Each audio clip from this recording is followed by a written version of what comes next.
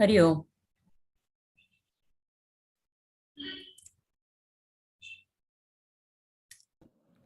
Hari Om, Aarti, Hari Om, everyone. Are you all able to hear me? Yes. Yes, Hari Om, Hari Om. Hari Om, everyone. Are you all able to see the screen also?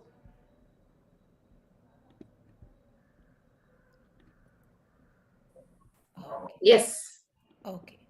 So has Aarti, we'll start the session because whenever we share the screen, Aarti kind of automatically gets left out. So let's start. Be seated, all of you. Hari Om, Namaste to everyone. Keep your eyes closed. And immediately when the eyes are closed, we are tuned in to ourselves. So leave aside all the chaos from outside. Whatever is happening outside, now you are detached. And now you are tuning to yourself. Sit comfortably. First, observe your body, how it feels. Are you sitting upright? How is your chest? Relax your shoulders. Have a beautiful smile on your face and relax your jaw, your facial muscles, and your forehead. Keep your arms today open so that you could just feel the grace of the divine falling on your palms. The palm is on the thigh, palms facing the ceiling. Be connected with that palm, the right palm and the left palm. How does it feel there? Just be connected with those palms. And visualize the divine rays of the sun falling on the palms and seeping into all the cells of your body, rejuvenating, energizing your body and the mind and the intellect. And now you are connected to your breath. Feel the breath now, the in and out of the breath moving inside your body and exiting.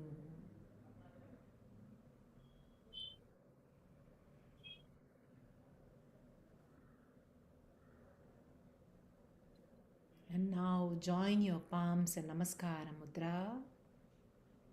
Let your body, mind, intellect, everything bow down to the grace of the divine.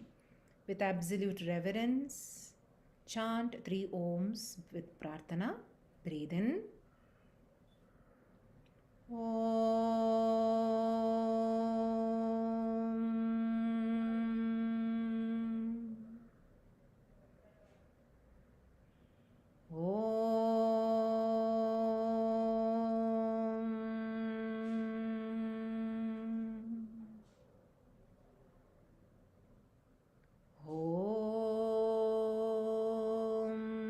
Sahana Vavatu Sahanau Bhunaktu Sahaviryam Karavavahai Tejasvinavaditamastu Mavid Vishavahai. Om Shanti Shanti Shanti.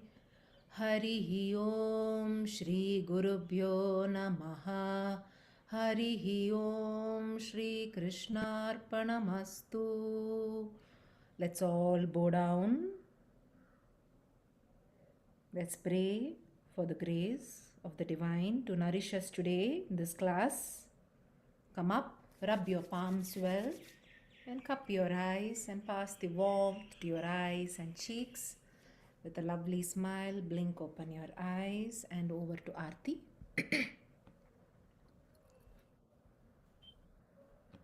Om Namo Bhagavate Vasudevaya. Om Namo Bhagavate Vasudevaya. Om Namo Bhagavate Vasudevaya.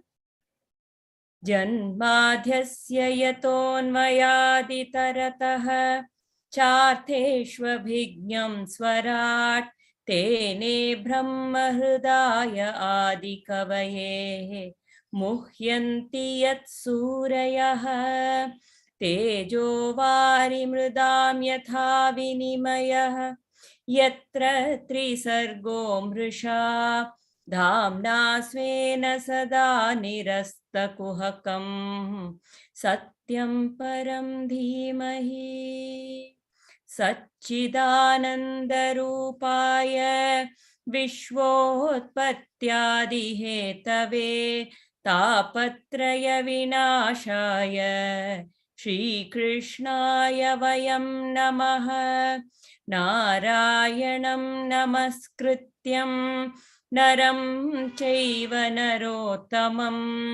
देवीं सरस्वतीं व्यासं ततो जयमुदीरयेत्।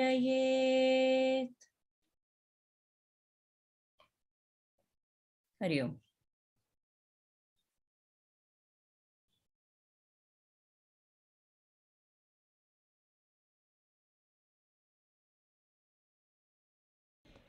So Hari Om once more to all of you, those who have joined today as the first timers and those who are already been attending our classes. Hari Om again. So Hari Om. Hari Om, yes. So I request everyone to mute yourself and so that we continue with the session. Whenever we keep the platform open for any sharings, always feel free to share your views also, and or use the chat box to the utmost. My audio is not loud enough. Now the audio is loud enough. Okay. Yeah, because internet is excellent. Okay. Yeah. So now we thought to move the story little bit in a different way today. Little bit of a narration of the story will happen along with some discussion and reading of the book also. So don't think that this is what is going to happen every day, but today we thought little differently because the chapter, what is this? The chapter 8, what we saw for the last 2-3 classes was about Kunti Stuti, where Krishna and the conversation between Krishna and Kunti. It is basically more of a Kunti's,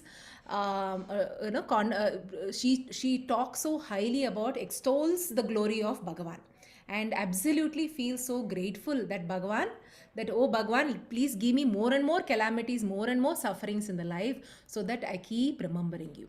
So she speaks a lot of wonderful verses. So that was discussed.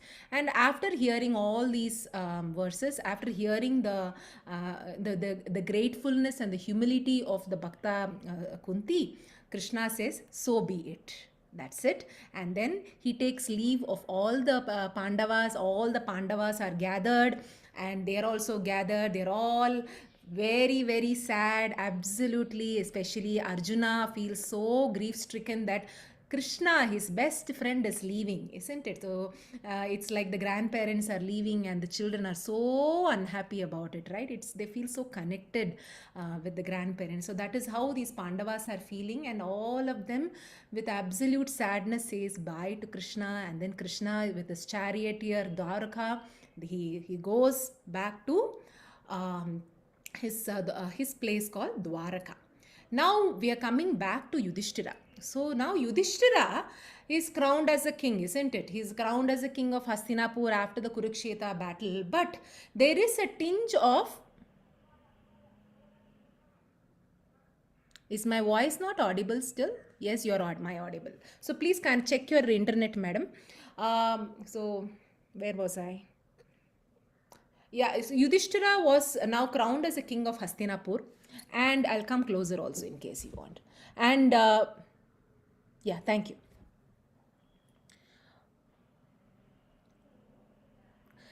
Yudhishthira was crowned as the king of Hastinapur, but he's ruling fantastically, just like Ramarajya, it is going on, but there is a tinge of guilt in him.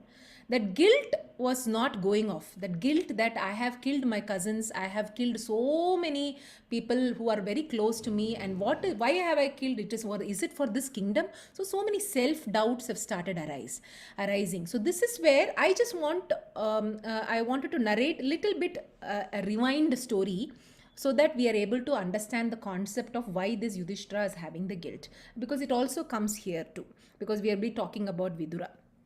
Now, we are going back to the time when 13 years of exile is over with the Pandavas. Now the Pandavas are ready that to take back their kingdom, Indraprastha. So they're all sitting together and they decided that let us go and ask Hastinapura Raja, Dhritarashtra, who is their uncle, let us ask our back kingdom back as a rightful way we are asking. If they do not ask, let us take the action. And they go and ask, that is through sending a messenger, but Dhritarashtra, Duryodhana absolutely refuses that I will not give even a single one pin of a needle also I will not be giving off to you guys. So that was the way the Duryodhana was so arrogantly telling. And now Pandavas were sitting along with Krishna there, and now is the time Sanjaya comes. Sanjaya now comes as brings a message from Dhritarashtra. So you should kind of visualize that situation, that all the Pandavas are seated. Krishna is also seated there, and Sanjaya is a wonderful person who's coming there, and he greets all of them and he says, now I am giving you the message of Dhritarashtra.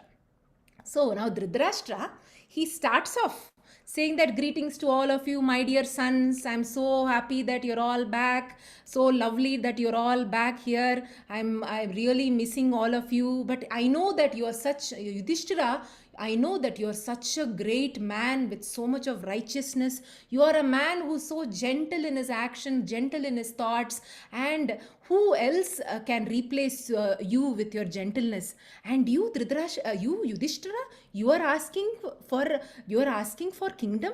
What is this, Yudhishthira? I really thought that you are such a righteous person. You are away from all this attachment to the worldly matters, and here you are there.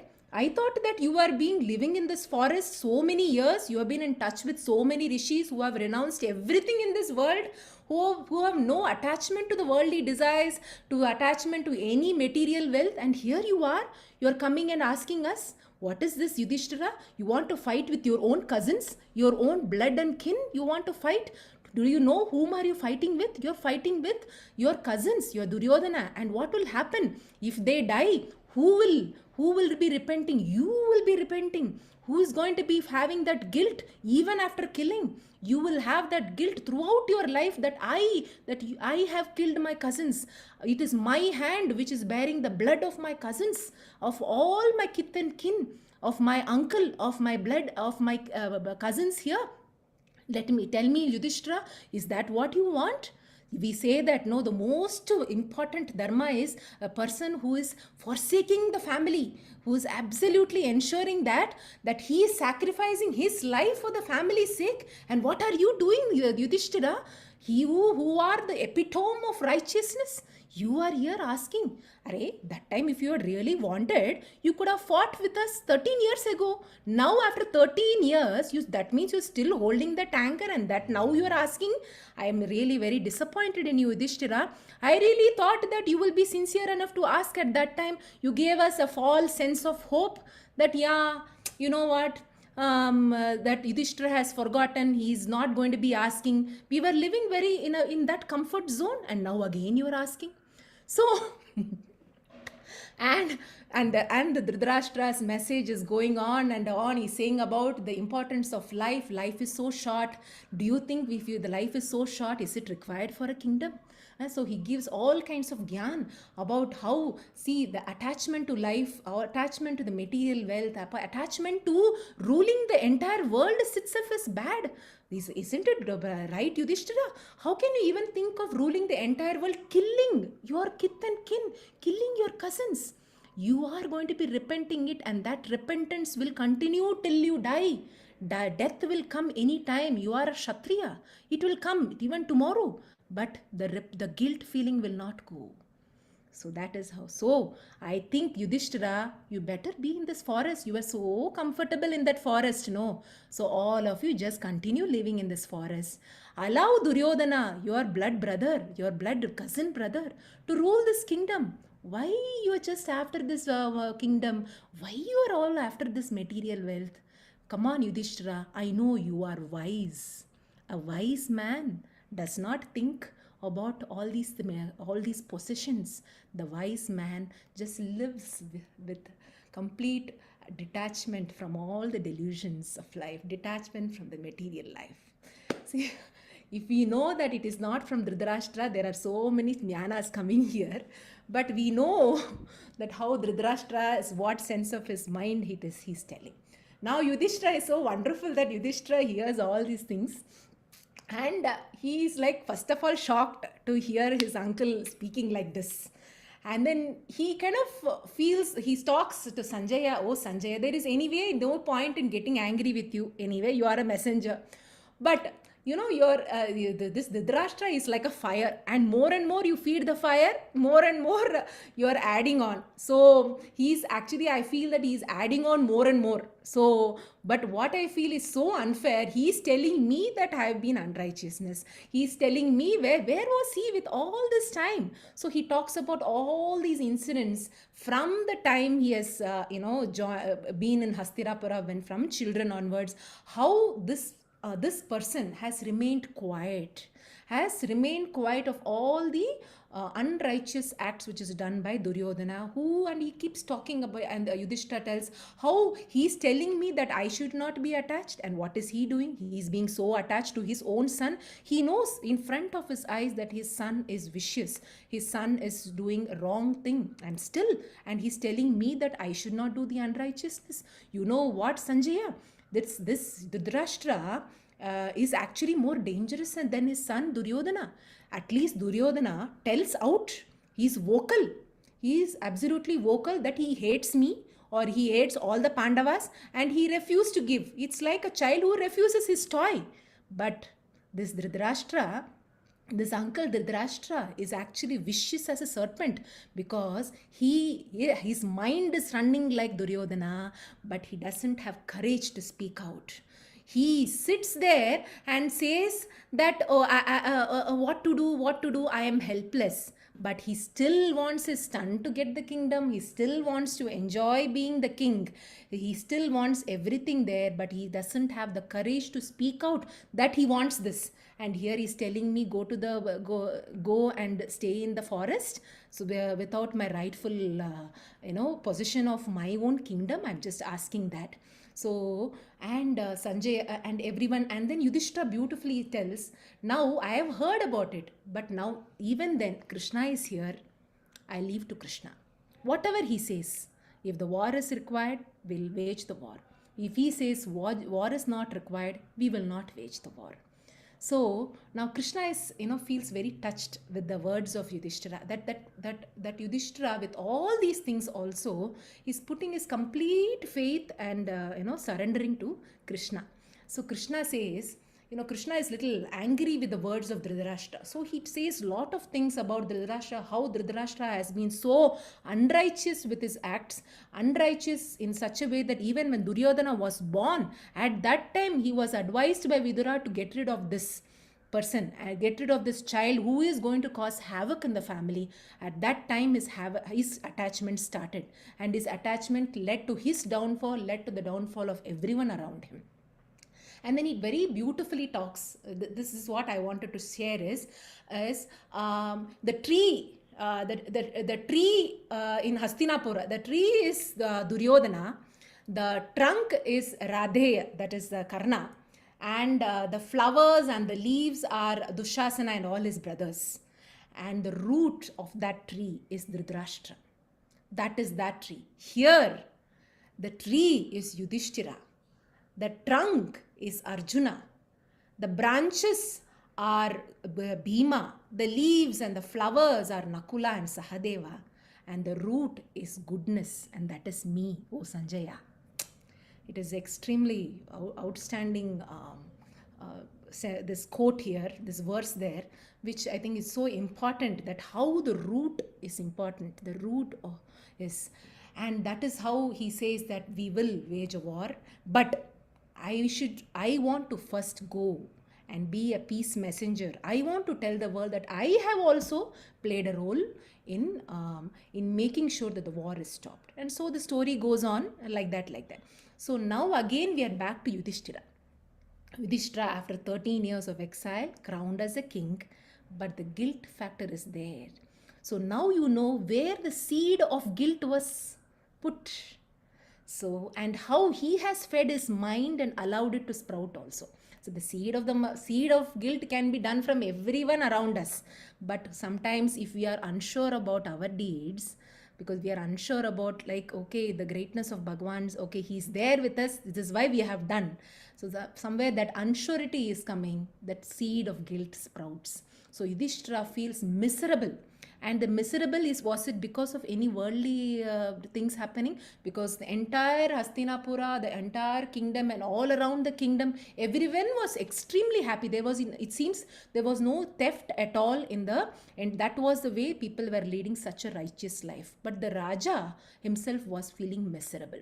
And Vyasa Rishi came and felt that something needs to be done to alleviate this guilt, and he advised, let us do Ashwamedha Yajna.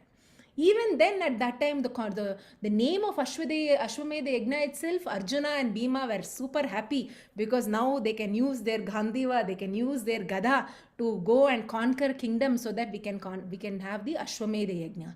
Even then, at that time, Yudhishthira said, no, I don't want any unlawful fighting.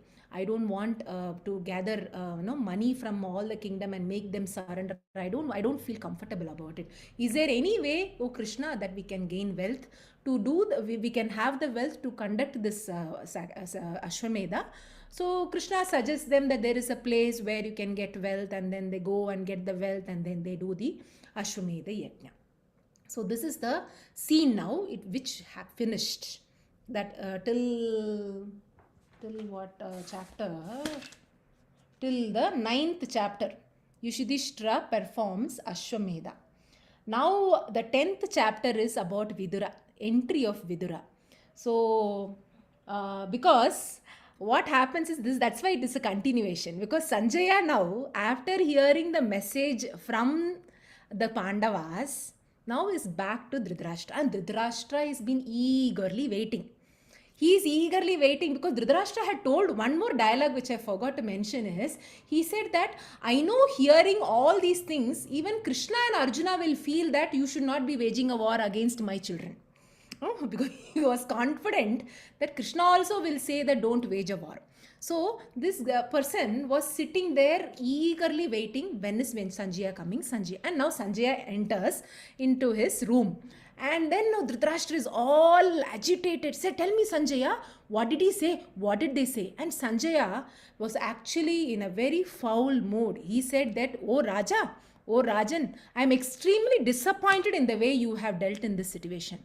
It was so disappointing, and I felt that I had to be given this duty to go and share all these things to the Pandavas. I never agreed with what you had mentioned, and I had to go and tell this news. I am so disappointed, but I will convey what was conveyed by them only in tomorrow's courtroom. I am leaving now. I am very, very sleepy. I am very tired. I am going. And he tells like this, and he goes off. Now Dhritarashtra is more and more perturbed, because he didn't know what was the answer from the Pandavas, whether we have the kingdom, because he knew in heart that waging a war is going to cause the somebody was unmuted suddenly.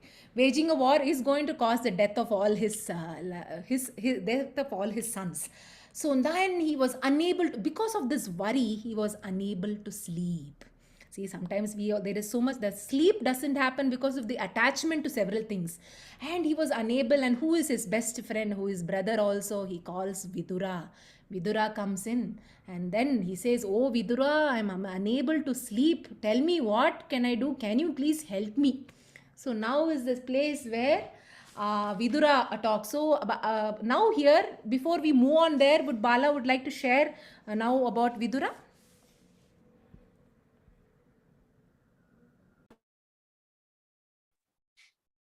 Yeah.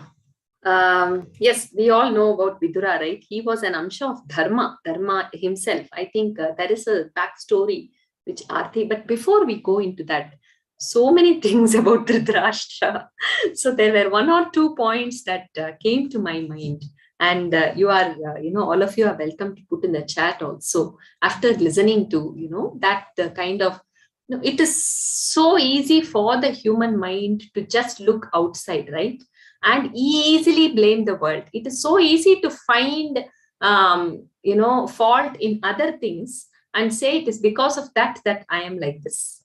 So that is something that really stood when, Dhritarashtra, he himself is the reason for this, his arrogance, his desire to be the king of Hastinapura, that is the seed which has sprouted into that tree which Prabha was talking about. He is absolutely not aware of that at all. He's not even in touch with that truth, reality that is there in him, what he has developed as a tree. But he is, manipulating the righteousness of Yudhishtira to get what he wants. So that was something, very, I don't know if anyone else also have some thoughts on, you can put in the chat. Everything he gave as an advice was wonderful. It has to just be turned to him. Exactly. But he was telling the others, we can also be so wonderful sometimes, right? We are looking at others and say, how can they do this?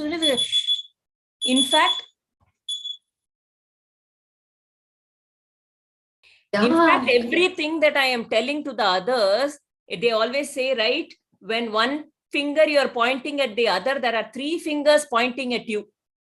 So that applies less to the other person and more to you. In fact, every word that is coming out, you should turn it to yourself actually, because that veil is there. I am not able to see from that veil. I'm only able to see, I am telling all the right words, but for somebody else and not for me. And because it is there in me, only it is coming out.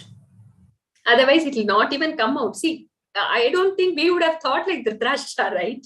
The way now Prabha was completely narrating, I was shocked. Oh my God, someone can talk. So we wouldn't, because that's not there in our mind. We are not able to think that way. But for him, all those are there in his mind. That is, so whatever I talk is what is a reflection of what is within. So I think that was something that was standing out with that.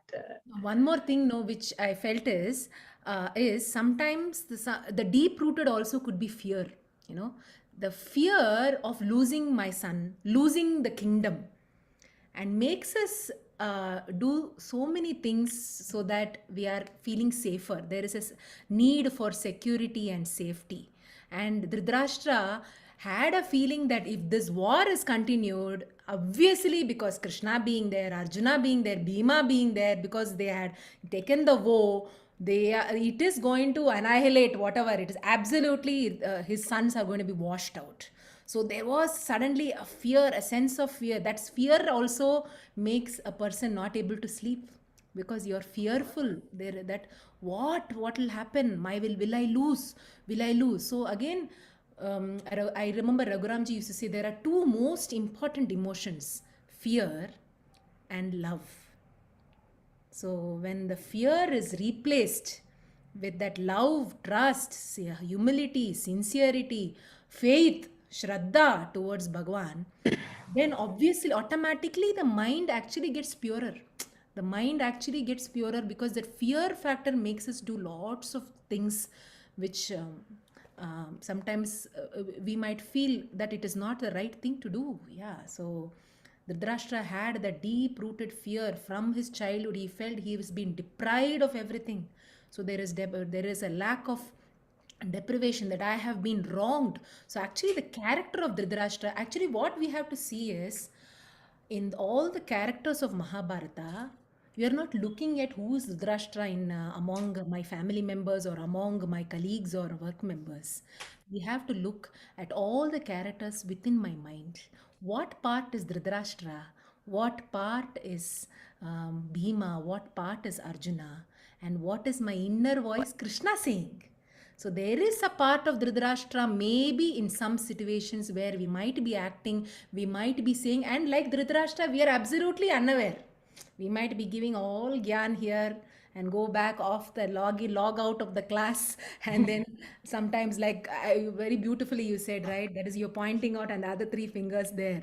So that is where at the end of the day, like in one of the courses, it was mentioned, right? That is the end of the day having a reflection.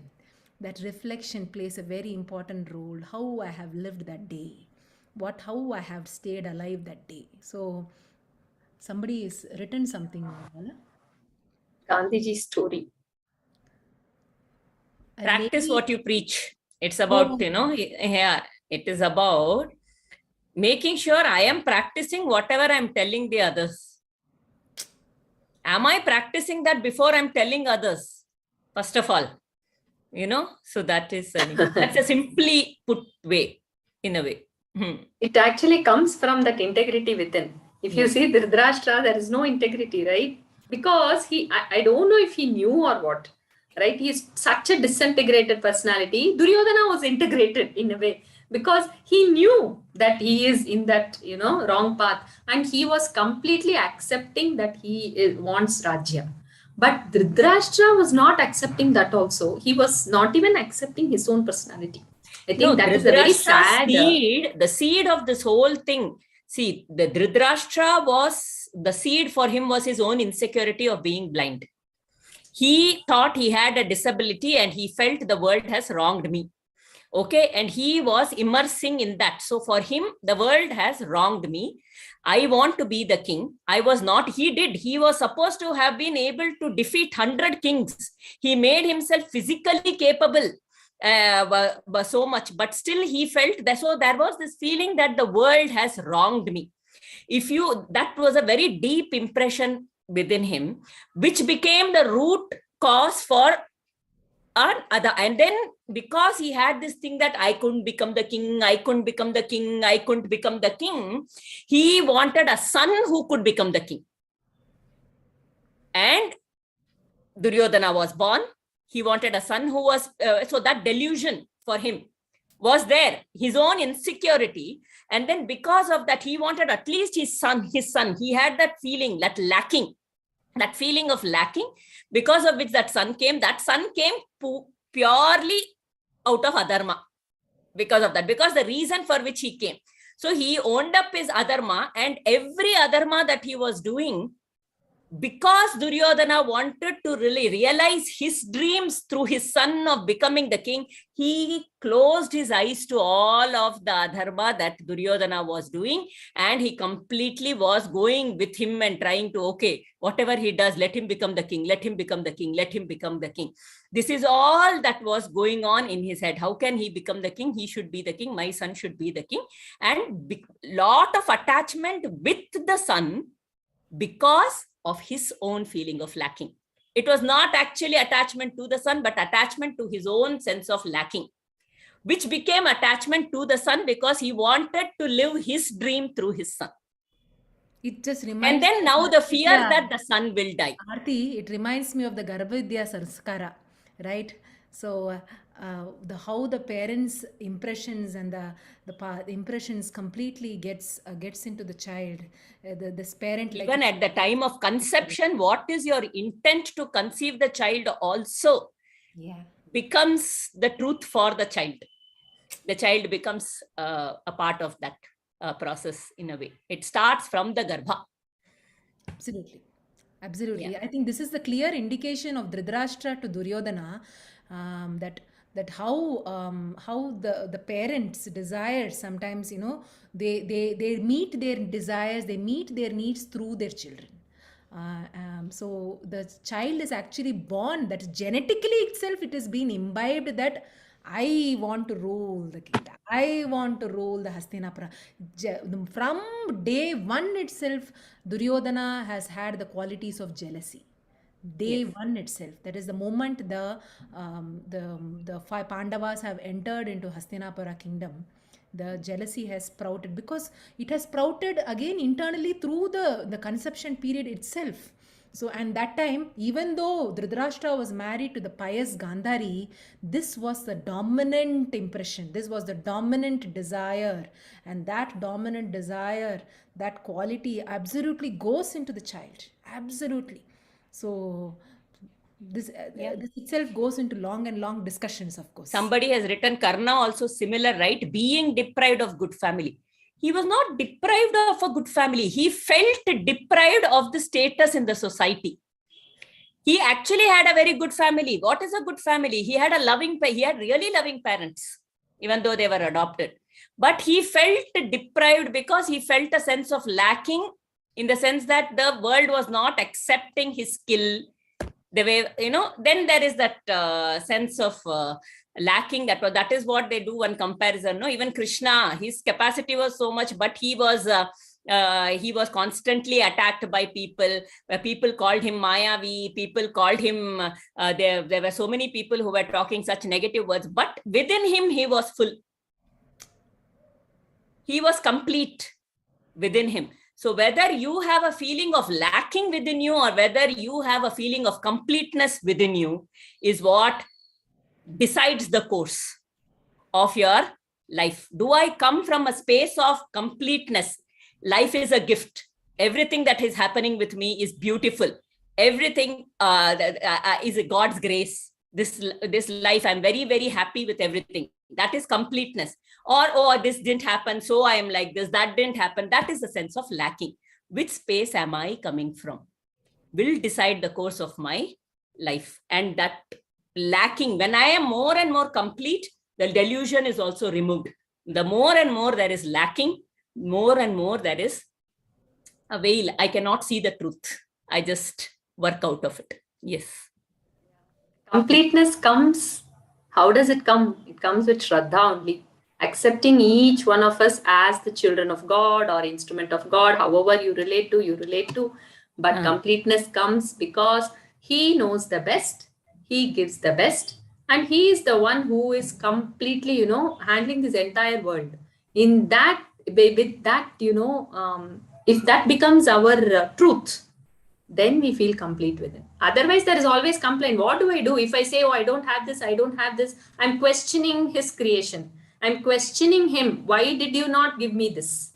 Why did you not give me that? So actually, that is the truth. When we realize he has a reason for giving this kind of body, this kind of intellect, this kind of mind, and his will through this instrument, let it happen. So when that shradha is developed, like we saw Kunti Mata, no? When that bhakti is developed, then that completeness, Purnam is there with us. But we all fall into that, lacking many times. Kshanam, gratitude.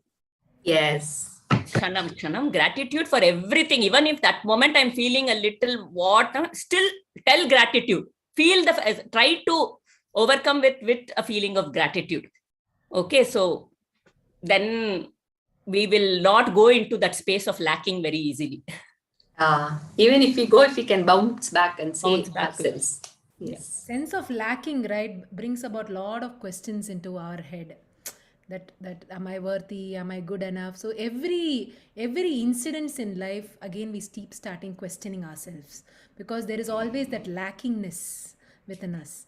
Immediately, again, like you beautifully said about the completeness.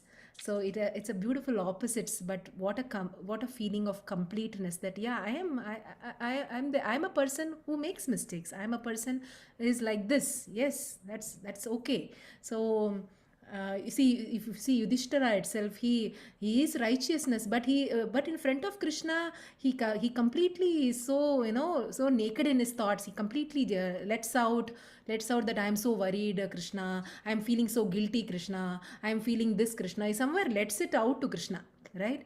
So somewhere maybe if you all have an outlet, so when we let out, maybe that lackingness can be replaced or substituted with completeness. Somewhere we can all develop some strategies where this. But the problem in Dhritarashtra is he didn't have a strategy. There is so much of lackingness. And Karna, even though he had a sense of lack, but somebody was there, Duryodhana was there, he was making him feel good. So that is why he tagged along with Duryodhana. He was making him feel good. Yes, Aarti.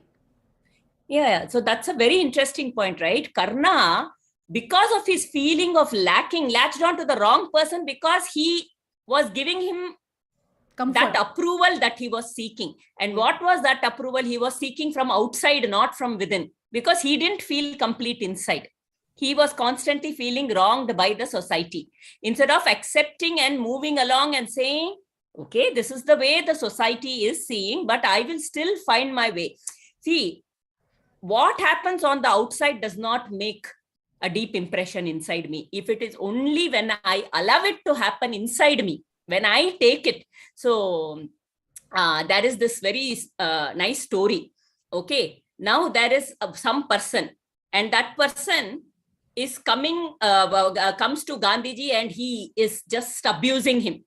You are like this person, you are like that person, you are such a horrible person, you say you are Mahatma, but you are nothing like that, you are all that.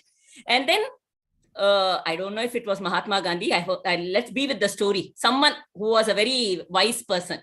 And then he's getting bombarded by this other person, but this person is just like a saint sitting and smiling away. Okay. And his people, followers are there, and this man said so many things about you, and you did not reply anything and tell him anything at all. This saint or whoever is the Mahatma, he says, see, the problem is that man gave a gift of abuse to me.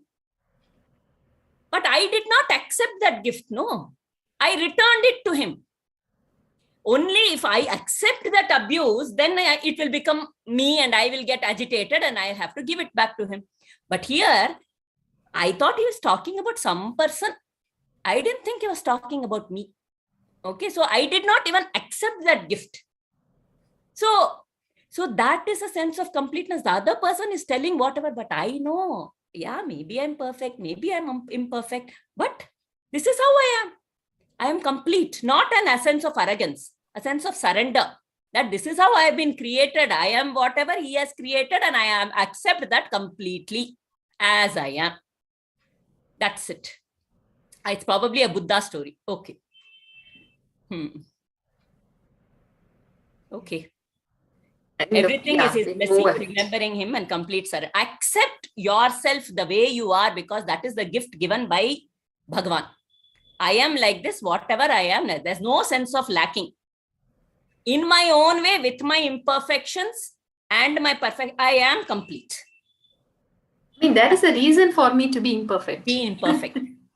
Okay, there is nothing like, there is no imperfection. This is where it is, and there is a reason for that also. There is a learning that Bhagavan is teaching me through that. That is how I think we need to look, rather and the than... more I have this feeling of depth, sorry, Baba.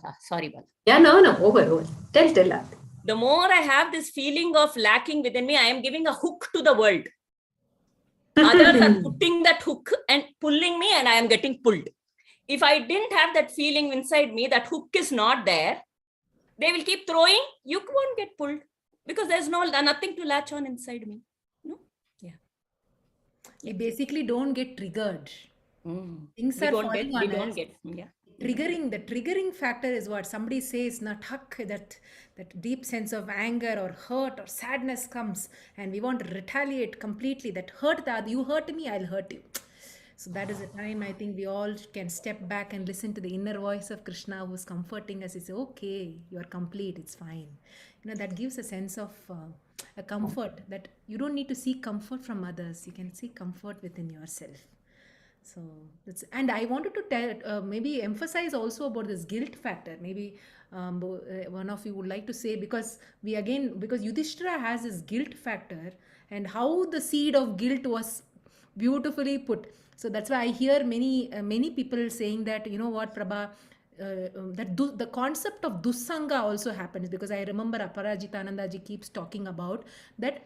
Sometimes consciously or unconsciously, some things from around us, somebody speaking, some watching some movie, some reading some kind of a book, or somebody talking to us over WhatsApp or something, that can put some seed into our head. I remember my mother-in-law also keeps telling me that when the conversation's also happening, that conversation also let it be positive. If there is a kind of a way, somehow, a parent talking to a married woman, a married daughter, what conversation the parent talks to a married daughter is also very important, and what the married daughter tells the parent also so important. So it is like a conversation where there is no seed of anything going there. A seed, because we think that no, let her blabber, I will not be affected. But if we are not having that spiritual strength, there might be a seed somewhere sown, and maybe over some time something might happen, and that seed might get sprouted, and then you think, yeah, what she or he said was right. So yes, like that. So the seed where you are, that is why the sangha, or what we do, what is it nourishing for me or not nourishing for me, is so important for us. So Yudhishthira, of course, becomes more and more spiritually strong, and then the guilt factor completely goes off. But again and again, for us, for all of us here, that we need to develop that spiritual strength, so that that seed of anything which has been sown need not be sprouted. Here, yes, Aarti. And one very important thing about Yudhishthira for him was very strong was that Karna was killed by us. That was another big thing. We killed our own brother. Okay, there is one strong, there is an attachment there. My brother, I killed. That was also that is one of the reasons why it was so strongly, it became a guilt in Yudhishthira, because he is my brother and I killed him. I didn't know. Attachment. So personal, no. He went again personal. Krishna kept emphasizing we are fighting for adharma. But for him, it was like he was always questioning himself. Am I fighting for this kingdom? For this kingdom, I killed my brother. So again, it was all my mamakara, like we. That mamakara. That mamakara is so much. It was not leaving him that. In Dhritarashtra's case, it was ahankara. I couldn't become king. I couldn't become king. Here it is mamakara. My brother I killed. My brother I killed. Right? So that's an interesting point. See, whenever we take up an activity or an action, whatever, we need to look at the intention behind that. Okay. So like what Prabha brought out, we don't know. I'm just taking with this example. So Yudhishthira, if he had fought the war, thinking that, he is getting the kingdom as a personal thing, then the mamakara will stay. Okay, but if the war was fought like Krishna, okay, Bhagawan Krishna did not have any mamakara. Complete dharma has to be established in this, Bharata. So that war was fought. And he chose Yudhishthira because he is a dharmatma. So all of them were instruments in his hands. So if we look at it, even the intention behind everything that we take, every act we take, if we can pause and see, is it the mamakara that is coming up, or is it for a higher cause? Then if it is for a higher cause meaning when there is no mamakara, that's all. It can be for the family or nation, whatever. So, or, completely surrendering this action, a simple action of, even cooking, using this instrument and thinking of Bhagawan and saying, right now I have been given this opportunity to do, cook here and produce whatever, this food. So that also can be done with absolute no mamakara, completely surrendering to Bhagawan. So when that is there, then I think even later we will not have such, I'm sure all of us will have one or two experiences where we have completely surrendered to that moment and done things. So there is no mamakara. But a little bit of, it's done for something where my comes, then we again, our mental disturbances are there. The agitations are not there. Agitation of the mind. Like I think we read in the Narada Bhakti Sutra about Tyaga. Correct. That is completely not having the anxiety towards the activity we do. And here Dhritarashtra is unable to sleep because he is having so much of anxiety what Sanjaya has been asking him. What is Sanjaya's decision from the Yudhishthira, from the Pandavas? So again we are going back here to Vidura. Yes, you start with that story. So now we are going to talk. See, Vidura he has been a man who has always tried to show the path of Dharma. He was the prime minister, the highest minister for Dhritarashtra. And he always tried to show him the path of Dharma as a chief minister. He used to tell him, this is right, this is wrong, and all of that. So to understand And he was called a Dharmatma. He was very, very, and the Pandavas really loved him. And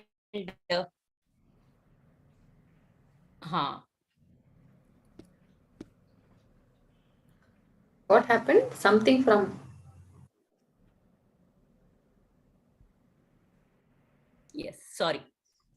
So the Pandavas really loved him because he always... 1 second. Sorry, something is shared, is it? On the screen? It's okay? Yeah, please. I'm coming where she's talking. No, I'm coming there. So please continue, Aarti. Please continue. Yeah. Okay, so this was happening. So who is this Vidura actually? Okay, and why did he become, why was he considered such a Dharmatma and looked up even by Bhishma Pitamaha and, everybody? So who is this Vidura? He was actually, there is a story for who Vidura was. There is a his past life story, in fact, where there was a king, there was a rishi called Animandi. Unshare, no, she's gone. Animandavya. Aarti, it will take time, I think, for her to join. I just thought since she's going into this thing.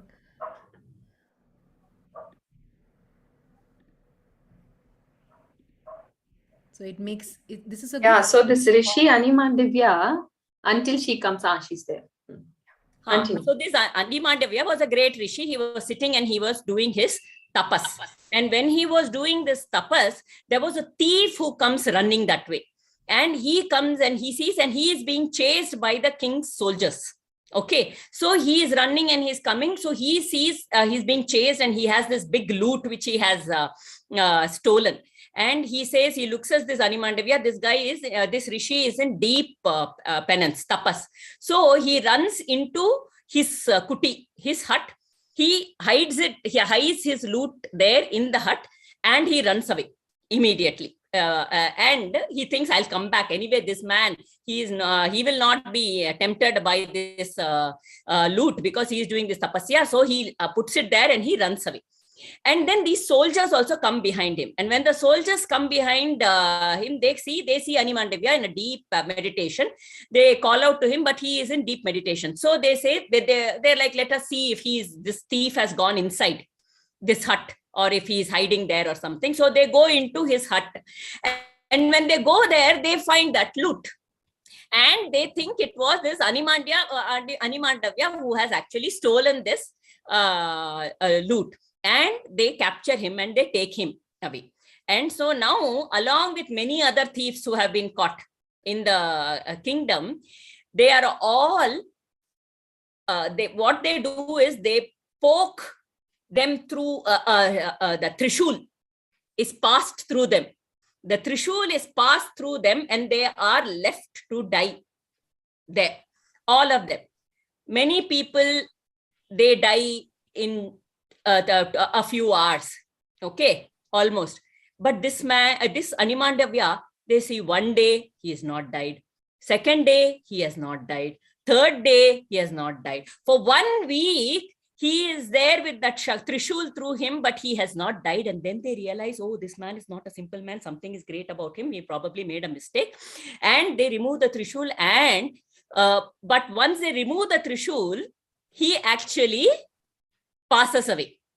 Okay, after that. And then he goes to Yama Dharamaraja. And he goes to Yama Dharamaraja. Now he has moved out of his body. So he goes to Yama Dharamaraja and he says, but Yama Dharamaraja, I have been so dedicated, I've been so spiritual. So why did something like this happen to me? This should not have happened to me, right? Why did something like this happen to me? So then Yama Dharamaraja says, when you were a little boy, about 5-6 years, you used to go and poke insects and other thing, and you have hurt them. And it is because of that now you had to go through this pain. And then that time Animandavya says, but until the age of 12, a child's ego is not formed and he does not collect any karma. So you made a mistake. The mistake I made was when I didn't know, I was a very small boy. My ego was not fully formed. So how could you, give me this kind of a karma based on something that happened before I turned 12? Because there is no karma accumulated until the age of 12. So this is a mistake you have done. So I curse you that you will go and live on earth for 100 years and then come back. And as part of that, and you will go and live on earth for 100 years as a Shudra. So then it is that Dharma Raja who is born as the son of Ambalika's maid and Krishna Dvaipayana, Vedavyasa. And that son is Vidura, who is nothing but the reincarnation of Yama Dharamaraja. And that is why he is such an epitome of Dharma. There are many scriptures. One of the scriptures is written is also called the Vidura Niti. It is there in just like Kunti Stuti, there is something called Vidura Niti.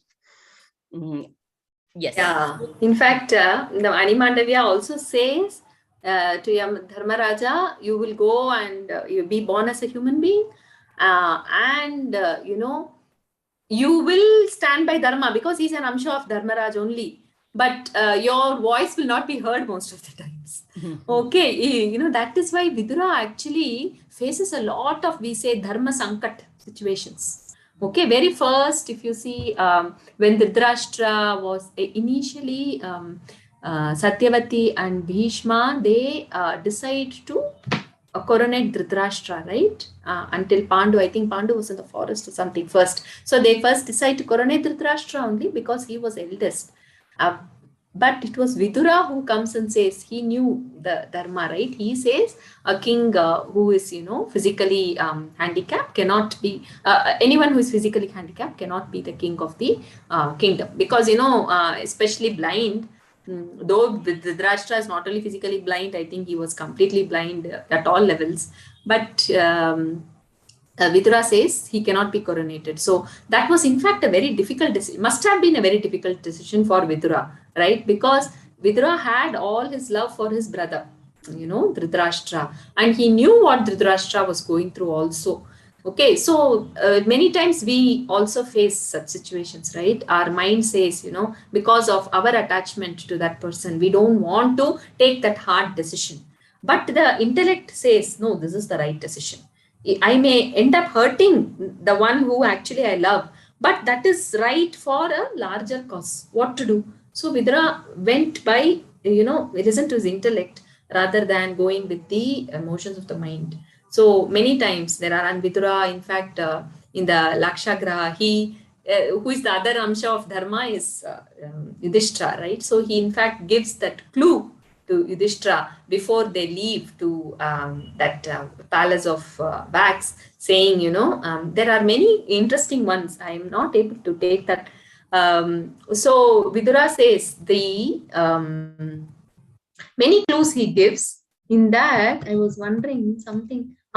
There he had written, there are things sharper than steel blade, and a wise man knows to guard himself against it. Vidura is giving this to Yudhishtira before they take leave from Hastinapura, and everyone is, Kunti Mata also observes that. So he says, there are things sharper than steel blade, and a wise man knows to guard himself against it. A rat buried in his hole and a porcupine living in his burrow escapes the forest fire. Okay, he gives such a riddle. There are, very interesting things. So Vidura gives such a riddle to Yudhishtira. And Yudhishtira was also a Dharmatma. He also understands what it was.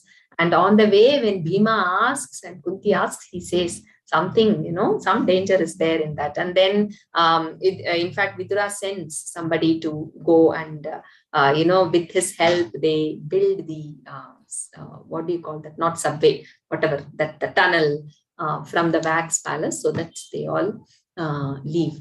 So, there are many things. In fact, Vidura advises Dhritarashtra. He says, for the sake of a family, Okay, an individual can be sacrificed.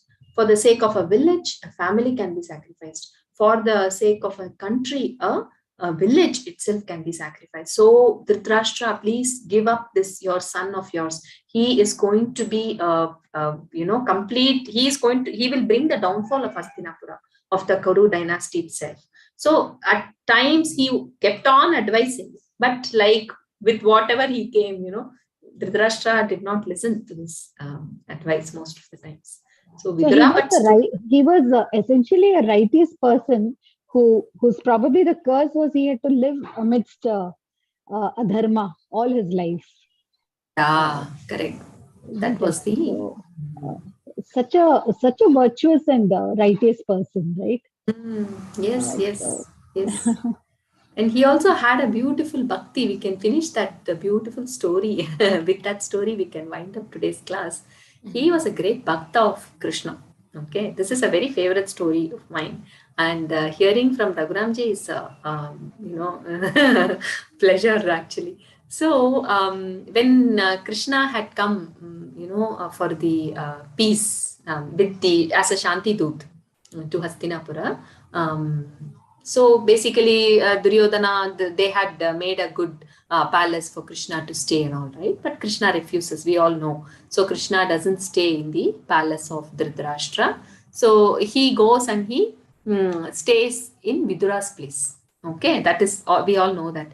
So Krishna goes and he knocks at Vidura's house. Vidura was staying away from the palace and he had a simple house and he was staying there. So he goes and knocks at it. Vidura had no clue that Krishna is going to come there. Yeah, he opens the door and he sees Bhagawan Krishna in front of him. So Vidura is one of the very few rare souls who knew Krishna was an avatara.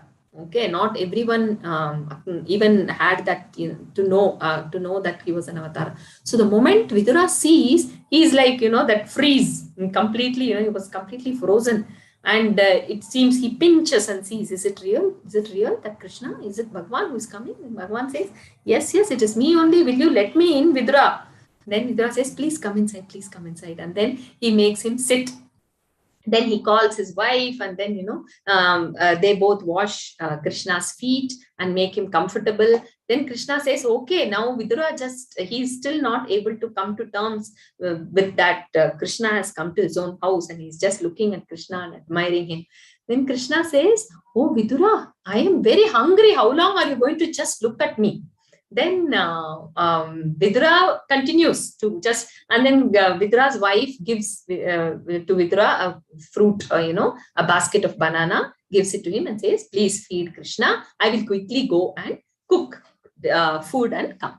So the wife goes inside and Vidura just sits. He's completely lost in Bhagawan. Okay. So he takes the banana, he peels it, eats the banana, gives the peel to Bhagawan. He takes the banana, peels, eats the banana, gives the peel to Bhagawan. And Krishna very happily eats the peel. Yeah, we know, right? Patram, pushpam, palam, toyam, yome bhaktya prayachati. So he keeps eating with the smiling face. And then the wife comes from inside and then she says, what are you doing? Then, Vidura realizes. But that bhakti, all these things doesn't matter. And Krishna says, I am full. I am full now actually with this. So that is a kind of bhakti he has, and that's the power of bhakti also. Bhagawan, like how Rama eats, Shabari, bear. Here Krishna eats the banana peel. Here, one thing is where I remember Kunti talking about Akinchana Gocharam, right? That is a person, that is a bhakta, that is, he can see Bhagavan only when he feels that he has nothing. There is absolutely no pride. He's absolutely exhausted with all the material wealth. He's not having that, wanting that position. Akinchana, that is absolutely, he feels that he has nothing and only his wealth, his Bhagavan. So Vidura was such kind of a person, Akinchana he was an Akinchana, to say he was like that. He's a Bhagavata who is an Akinchana, who just completely, he was so immersed in Bhagavan, and he's, like you said, he was one of the people who knew who is Krishna. He knew beyond the actor. Again, like Kunti says, right? He doesn't see that Krishna as Krishna here, nephew of the Pandavas, nothing. He knows who is Krishna. So, and such people who can see Krishna as his real self and not as an actor, such people are akinchanas, Again and again, we come back to Kunti Stuti itself. So, yeah. So, I think 720.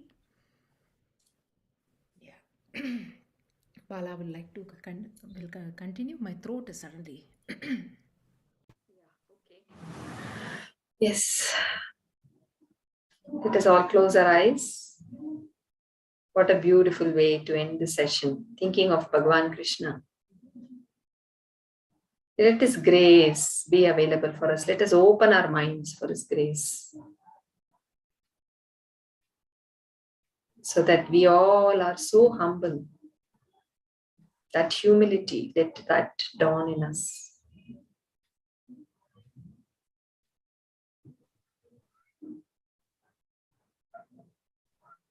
Oh.